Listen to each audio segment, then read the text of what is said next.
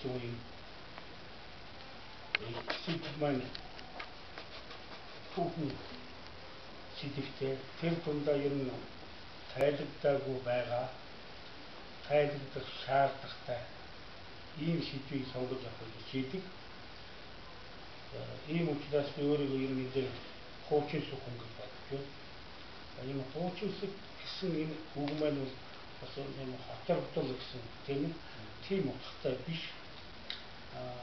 Энэ Монголын онгон дархан байглаас зүйлээд бидний эцэг өвөг дээдс энэ бүгд энэ үйл хэргийг авч явна гэдэг их хуучин цаг мөртөө тэр шаардлагад нийцэх тэр эрдэм мэдлэгийг мэднэ гэдэг өөрөө шинэлэг асуудал.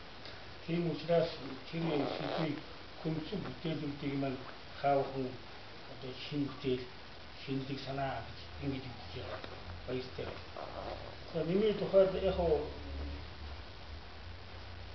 энд одоо нэг 10 ном авчирсан. Энэ нь бол надад байгаагийн хэр хинээ тэр ном одоо ховдод их болцаалах. Нэгдүгээрт нь бол уран зохиолын холбоотой. Хоёрдугаарт бол Монголын түүхийн хүн ухаантай холбоотой ийм бүтээлүүд байна. За энд Монголын гурван онол гэж энэ ном байна.